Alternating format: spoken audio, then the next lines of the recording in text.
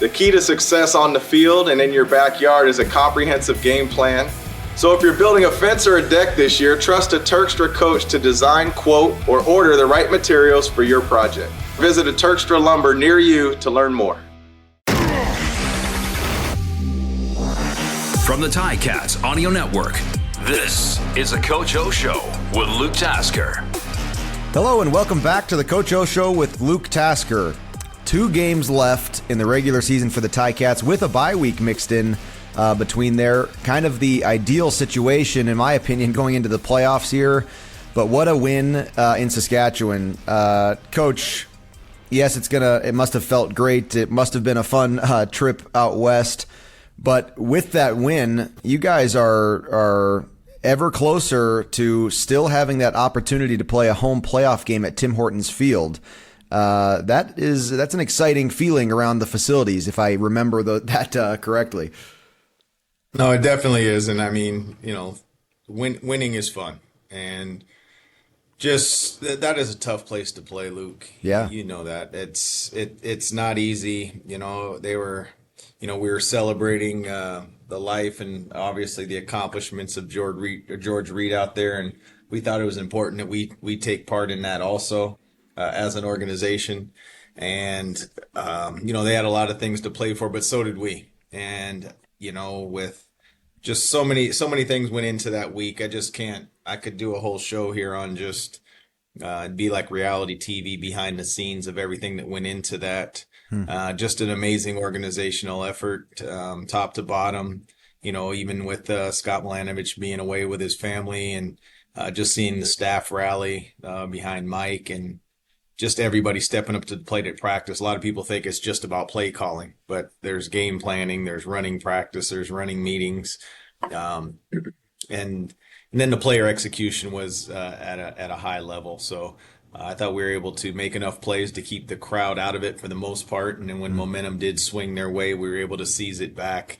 The biggest thing is coming out with a win. So extremely pleased with that, and looking forward to the next. Yeah, Mike Gibson calling the plays, coming from his spot coaching the offensive line. He's called plays in the past, not in Hamilton, but he's called plays in his career. I was impressed. I mean, I thought it was it was an exciting game to watch, and it was. I would not describe it as very conservative. It seems to me like Mike he took over and he said, "If I'm going to do this, we're going to score touchdowns." Yeah.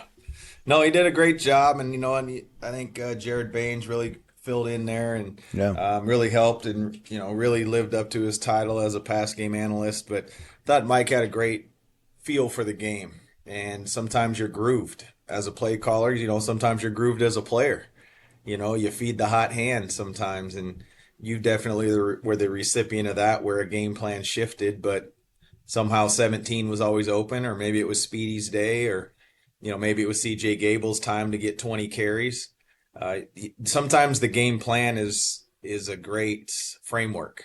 Mm-hmm. And then as it unfolds, i.e. you could go to Tim White in Ottawa, that Ottawa game, where he was hot.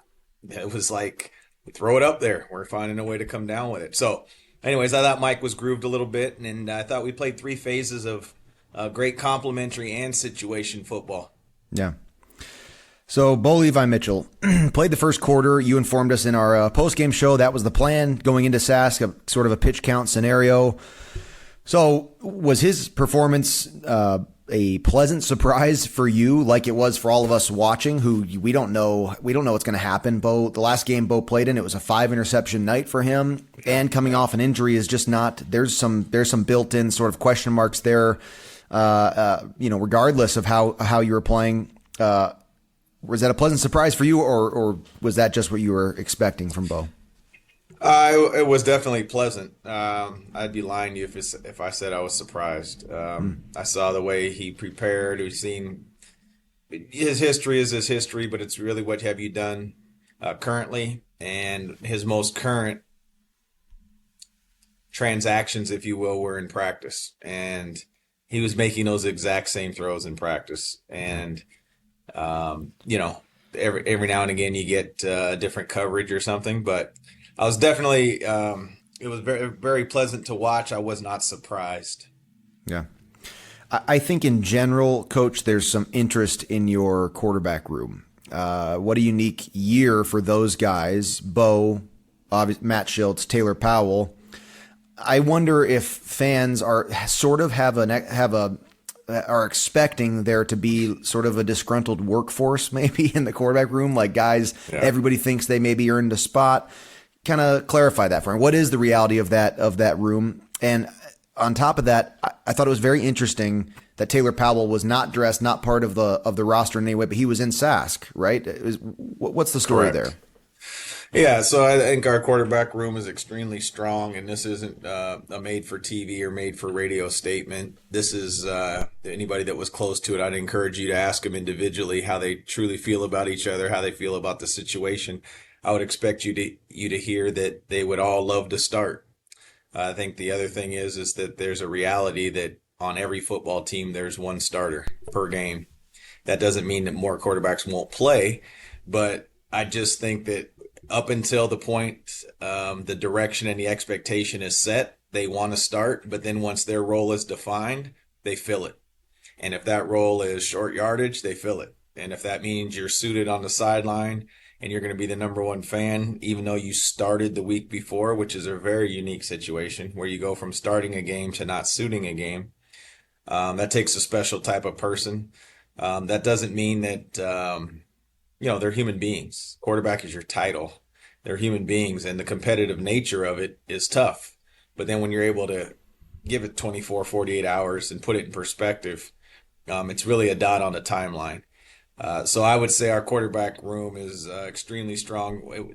All four of our quarterbacks will travel for the rest of the year, regardless of what it is. And that's the importance of something that they've all earned and deserve. And that's why you saw Taylor there with a headset contributing, encouraging everybody. And so that's what I would say about our quarterback room. Yeah, that's great.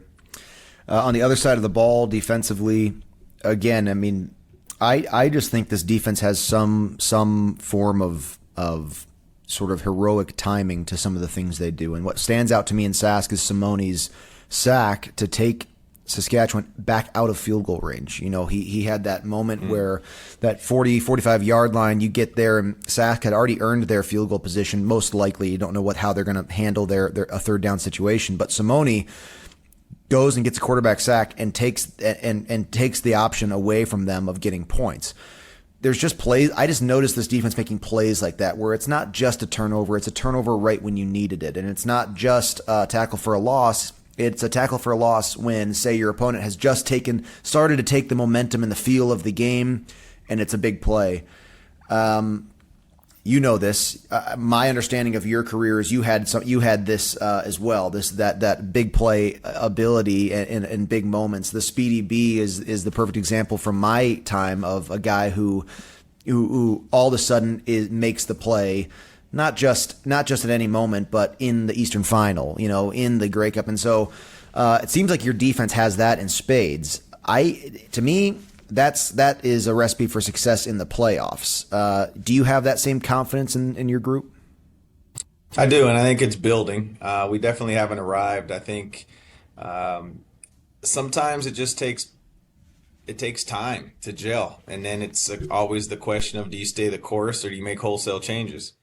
And, those are tough decisions that you have to make every year. It's a tough game that you have to make tough decisions. And I do see this. I would say that I think we've made a lot of plays throughout the year. We just didn't make timely plays consistently. And I think you're starting to see that a little bit more show up. And the timing of it is like, again, interceptions, but when do they show up? Sacks are sacks, but when do they show up? Touchdowns are touchdowns, but when do they occur? And so everything's not equal when you just look at analytics and you say, well, this is what it is. This is what's going on. Well, yes, in some aspects, and definitely no in a lot of other aspects. So we'll see. We got another big game coming up this week.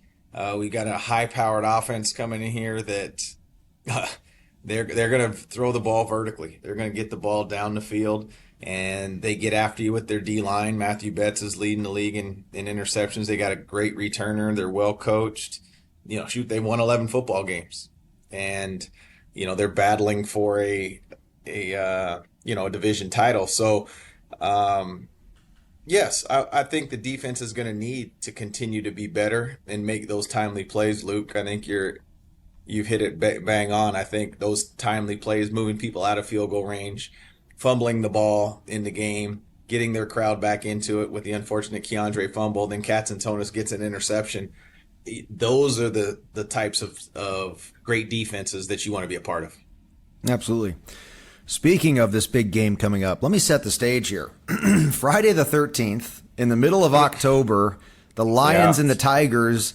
And I looked this up too, Coach. You've got a new moon on Friday, meaning a pitch black sky. I think we've got an ominous setting for an excellent night of CFL football at Tim Hortons Field. I'm excited to come up there and call the game with RJ. That's a 7 p.m. Kickoff for fans, and of course, tune into the Ticats Audio Network at 6 p.m. Bubba and Andy will have the pregame. Coach, I want to get to a fan question here. We were talking about the sort of the big play nature of your defense, and here's one from Jonathan in Toronto. Fans, listeners, send your questions for Coach to gameday@ticats.ca. We pick a question every week, and we might pick yours next week. So gameday@ticats.ca, a question for Coach. So this one's from Jonathan in Toronto, and he says in parentheses, but a Hamilton fan. So nice, there you go. Coach, is there a play or at least a game that stands out to you as a defining moment in this season so far? For me, it was Tim White's 80-yard catch in Saskatchewan. I hope to see more. Go Ticats. That's Jonathan in Toronto. That's a good question, Jonathan. I appreciate it. A defining game, as odd as this may sound, I would say that it would, without a doubt, be the Ottawa game. And that would be our first win. Because the longer it takes to win, the tougher it becomes. And we had lost a preseason game. I don't know if we were 0-2 or 0-3 heading into that one. So we basically hadn't won a game in a month. And you gotta win one before you can win two. So Jonathan, it's a real simple answer for me. I think that kick started our season there, and then we were able to go to Edmonton 5 days later on the road and win again. And I think those two wins were a nice little springboard for us for a very young football team that was injury plagued. And I thought those were very key. So I wouldn't downplay the play in Tim's play in Sask at all, or that win. But I think if I had to choose one, I'd say it would be our first and second wins of the year. Yeah, that's great. For me, the answer to that, and thank you, Jonathan. Again, gameday@ticats.ca is where you can send your questions to Coach. For me, and interestingly, because you're hosting the Lions this Friday, but the game that stands out to me is the game in Vancouver. Not long ago, we must be a month and a half past that. And that moment to go out west and to win a game like that against, like you said, a BC Lions team that's still playing very well and was at that time also playing very well. Sort of an upset at the farthest city you travel in the CFL, and an upset. That was a spectacular night. And bodes well for hosting the Lions this week. As you look back to that game, Coach, to the BC Lions game in Vancouver, what stands out to you now, being a month removed? What do you have to sort of repeat from that night to get a win at home against the Lions? Well, we got to be physical, and we got to limit Vernon from running around everywhere. I thought we did a decent job of that, and then we ran the ball on offense. Special teams wise, I thought we took care of the ball, although we didn't, break anything, into the end zone. We were able to secure the ball and get the ball to our offense. And as you know, on special teams, anytime in a return game, especially the punt return game, we're just trying to get a first down for starters and stay penalty free in the return game. That, I wouldn't argue with you at all. After the first wins, I probably would say that was a big one. That's another place that's a tough road trip. Mm-hmm. And we went out, not just a day early, but a day and a half, if you would, go out there. So I think we just have to continue to do that. Now, they're a different team now. We're a different team. So, looking forward to really looking forward to this, and we'll have our hands full. It's a huge challenge. They are a high-powered offense, and I think heading into that game, Luke, I don't know. You'd have to look it up, but I'll bet you that they were averaging well over 400 yards of offense per game, high in the points category, and we were able to contain them a little bit. But that's a credit to our offense staying on the field too, and keeping their offense off the field. So it's going to take a collective effort to win this week. Yeah, it was the fewest points BC had scored in any game to that point in the season, your first matchup with them, and an impressive all-around team effort. So the Coach O Show with Luke Tasker is presented by Terkstra Lumber. Check out the project coaches at Terkstra Lumber. They can help with every part of your home reno, from designing a deck to ordering a new front door. Learn more at terkstralumber.com. There you go. Very much so looking forward to this Friday. Again, the Tigers and the Lions at Tim Hortons Field, 7 p.m. this Friday the 13th. It'll be a great day for CFL football, and this is a game that matters to the BC Lions as well. We'll see how Saturday then goes for the Winnipeg Blue Bombers and their race for first in the West. But for Friday night, you've got two teams who are both fighting for a better playoff position than they've already earned. So exciting stuff. Coach, thank you so much for your time, and best of luck with this week of prep. We'll see you on Friday. Awesome. Thanks, Luke. Another episode of the Coach O Show with Luke Tasker is in the books. Let us know your thoughts. Email us at gameday@ticats.ca. Coach O and Luke are back next week to discuss the latest from the locker room. Subscribe to the Ticats Audio Network on Spotify or wherever you get your podcasts.